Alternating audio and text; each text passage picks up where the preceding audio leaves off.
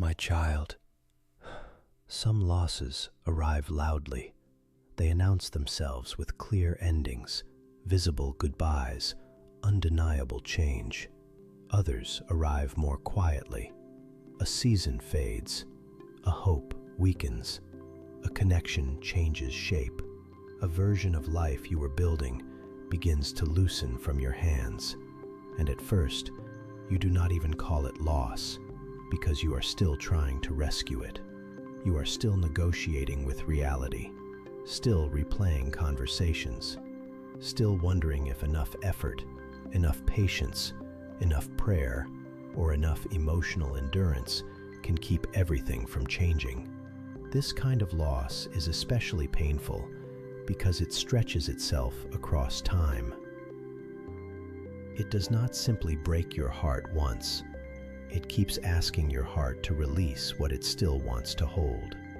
That is where some of you have been living, in the ache of slow surrender.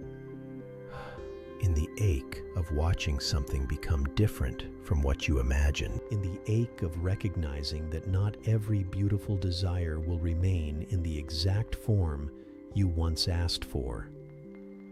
In the ache of making peace with the fact that life often changes before it explains itself. You have looked at this season and called it subtraction. You have looked at this season and called it collapse. You have looked at this season and thought, I must be losing something important. And perhaps you are. But I need to show you something deeper. What feels like loss may be making room for the life you prayed for. That truth is difficult to receive because your heart tends to honor what it can see more quickly than what it can discern. You can feel the ache of what is leaving immediately. You cannot always see the space being created. You can describe the emptiness. You cannot yet describe what will one day fill it. You can point to what is no longer working. You cannot yet hold what is not here. That gap is where faith becomes costly, because it is one thing to trust me while holding what you love. It is another thing to trust me while your hands are opening. Open hands feel vulnerable. They feel less secure. They feel unproductive. They feel like weakness in a culture that measures value by possession, momentum, and visible proof. But open hands are where I often place the next thing. Not because I enjoy watching you release what mattered, not because pain impresses me, but because some answers cannot fit into a life that is still overcrowded by expired attachments, old identities, misplaced hopes, or the need to preserve what I have already outgrown for you. This is why transition feels so sacred and so painful at the same time. Part of you is grieving. Part of you is being prepared. Part of you is mourning what was. Part of you is quietly becoming available for what will be. Part of you wants to hold on. Part of you already knows the room must change. That inner tension has exhausted you. You have asked whether the grief means you are going backward. You have wondered whether the sadness means you missed God. You have questioned whether surrender itself is a sign of failure. You have felt guilty for hurting over what you thought you had enough faith to release more cleanly. But hear me carefully. Grief is not evidence that you are faithless. Sometimes grief is evidence that you loved honestly. And honest love hurts when it must let go. I do not scold you for that pain. I meet you in it. I know what it is like for the heart to resist endings. I know what it is like to desire a different outcome. I know what it is like to sit in the space between acceptance and ache. So do not imagine that your tears are a problem to me. Do not imagine that your confusion makes you spiritually immature. Do not imagine that because something had to leave, it means your prayers were wasted. Some prayers are answered first by clearing space. Space in your schedule, space in your heart, space in your identity. space in your emotional habits, space in your expectations, space in your life that old attachments once occupied so fully that nothing new could enter without suffocating. That kind of making room does not always feel holy in the beginning. It feels empty. It feels exposed. It feels like standing in a room after furniture has been removed and wondering why the silence suddenly sounds so loud. But listen, a room being emptied is not the same as a room being abandoned.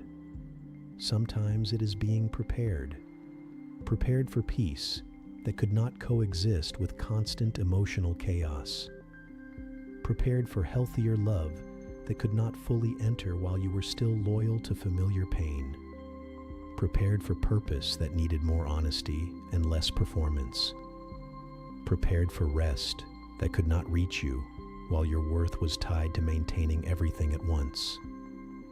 You asked me for a different life, a healed life, a clearer life, a more peaceful life, a life with room for what is real. And now you are living through part of the answer, because I cannot always give you the life you prayed for without also confronting the life you built around coping, fear, attachment, and survival. The life you prayed for needs more room than you think. It needs room in the way you think about yourself. It needs room in the way you think about other people. It needs room in the way you handle disappointment. It needs room in the way you hold desire. It needs room in the way you carry memory. It needs room in the way you define safety. Some of those places were crowded with old disappointments that kept narrating new relationships, crowded with fears that kept interpreting quiet moments as danger, crowded with roles you learned to play for approval, crowded with exhausting obligations that left no room for joy, crowded with identities built around being needed, being useful, being strong, being impressive, being self-sufficient. You called that fullness. But much of it was strain. And strain is not the same as abundance. Abundance can feel spacious. It can breathe. It can receive. It can rest. It can hold both responsibility and peace without being devoured by urgency. The life I am leading you into has that kind of spaciousness in it. But to reach it, some crowded things must go. That is the part people rarely celebrate. They celebrate answered prayer once it becomes visible. They rarely honor the courage required to live through the clearing. Yet the clearing is where many answers begin. I know this clearing has felt lonely. I know it has made you question things. I know there were nights when you stared at your life and wondered why so much had to shift at once. I know there were mornings when your heart felt tender before the day even began. I know there were memories that returned just to test your resolve. I know there were moments when you almost ran backward simply because familiar pain can feel easier than open space. But do not run backward. Do not refill the room just because emptiness makes you uncomfortable. Do not resurrect what I am gently removing. Do not call scarcity what is actually sacred preparation. Do not let temporary silence convince you that no meaningful future is coming. The emptiness will not stay empty forever. But what comes next needs a truer version of you. Not a version obsessed with preserving appearances. Not a version afraid of every change. Not a version still bargaining with what clearly no longer carries grace. Not a version defining love as whatever remains familiar. Not a version measuring purpose by how many things can be maintained at once. What comes next needs a freer heart, a more honest heart, a less crowded heart, a heart that no longer needs everything to stay in order to feel safe. That is the deeper work of this season. You are learning that safety is not the same as sameness. Many people stay attached to unhealthy patterns, not because those patterns are life-giving, but because they are known. The known feels safer than the unknown. Even a painful pattern can feel emotionally familiar enough to seem easier than transition. So when I begin clearing space, part of your heart panics, not because the old thing was good, but because it was familiar. Familiarity can be a powerful idol. It does not ask whether something is healthy. It only asks whether something is known. But I am not committed to what is merely known. I am committed to what is truly life-giving. That is why some things had to loosen. Some conversations, some expectations, some plans, some identities, some attachments to how the story had to look, some loyalties to outdated versions of yourself. I am not removing them to leave you with less. I am removing them because they cannot carry the life ahead. And yes, I know that sounds beautiful in theory and painful in practice. That is because practice is where faith becomes embodied. Embodied faith is not abstract. It is the real-life act of waking up and not reattaching yourself to what I asked you to release. It is the act of letting grief move through you without letting grief become your permanent home. It is the act of honoring the beauty of what was without demanding it return in the same form. It is the act of trusting that open space is not automatically a mistake. This is what maturity looks like. Not pretending nothing hurts, not spiritually bypassing the ache, not speaking so positively that the soul never gets to tell the truth. Maturity tells the truth and still stays open. Maturity grieves and still obeys. Maturity feels the emptiness and still believes room is being made for something real. That kind of maturity is forming in you now, and because it is forming, the next season will not own you the way this one could have. That matters. Because if I gave you the life you prayed for without first creating room in you, you might fill the new season with old fear. You might sabotage healthy things with unhealthy interpretations. You might carry old scarcity into new abundance. You might bring old overthinking into new peace. You might bring old identity wounds into new opportunity. You might ask the future to heal what only surrender can heal in the present. I love you too much to let that happen carelessly. So this clearing has purpose. It is teaching you to recognize what has grace and what only has familiarity. It is teaching you not to confuse intensity with love. It is teaching you not to confuse attachment with destiny. It is teaching you not to confuse constant activity with fruitfulness.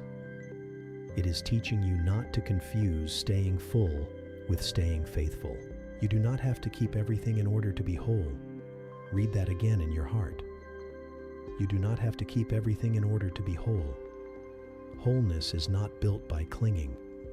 Wholeness is built by alignment.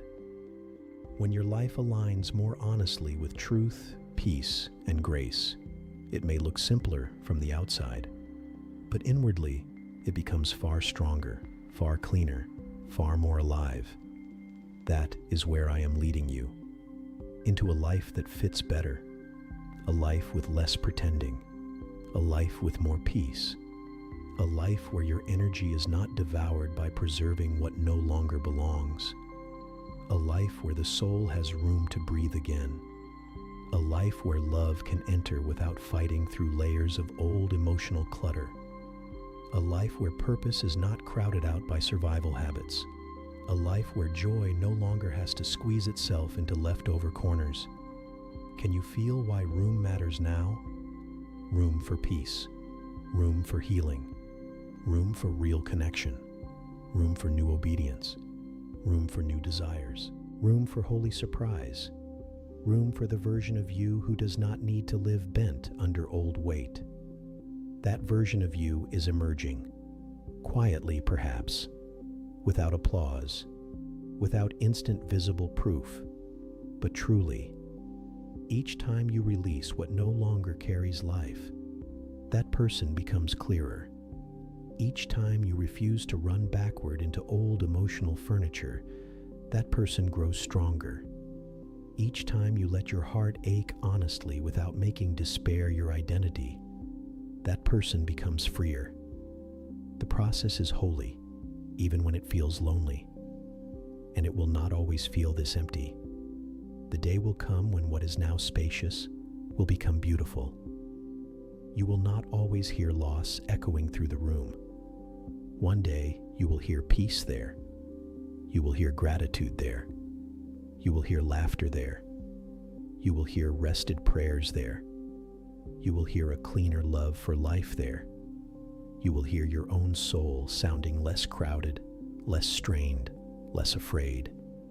That day is not imaginary, but do not try to rush there by filling the room too soon. Let the room stay open long enough for truth to settle. Let the air change. Let your inner life learn the difference between emptiness and availability. Let my peace meet you in the spacious places. Because spacious places are often where my voice becomes easier to hear. When life is crowded, everything competes. When life is overfilled, urgency talks over wisdom. When identity is tangled in too many things, truth has trouble settling. But when there is room, you begin hearing more clearly. You begin noticing what drains and what nourishes. You begin seeing what is aligned and what is only habitual. You begin understanding what your soul actually needs, rather than what your fear has demanded. You begin recognizing that some of what you once begged to keep would have kept you small. This revelation will protect you in the future. It will keep you from chasing fullness without discernment. It will keep you from rebuilding old structures simply because they kept you distracted. It will keep you from calling clutter abundance. It will keep you from mistaking busy emotional lives for meaningful ones. My child, what I have for you will not require you to abandon your peace in order to hold it. What I have for you will not require you to betray your soul just to keep it near. What I have for you will have room in it. Room for breath, room for honesty, room for rest, room for me. That is why this clearing matters. Let me pray for you. Father, for the one listening who is grieving what had to change, bring holy comfort. Meet them in the room that feels emptier than expected. Where they feel abandoned, reveal preparation. Where they feel only loss, reveal space. Where they are tempted to run backward, give them courage to remain open. Heal the attachments that made familiar pain feel safer than new peace. Loosen every fear that says they must keep everything in order to be whole, and prepare them for the life they prayed for. A life with room for truth, room for healing, room for peace, and room for your presence. In Jesus' name, amen. My child, what feels like loss is making room. Do not despise the room. Do not fear the room. One day you will look around this spacious place and realize that what once felt empty became the place where your next season learned how to breathe.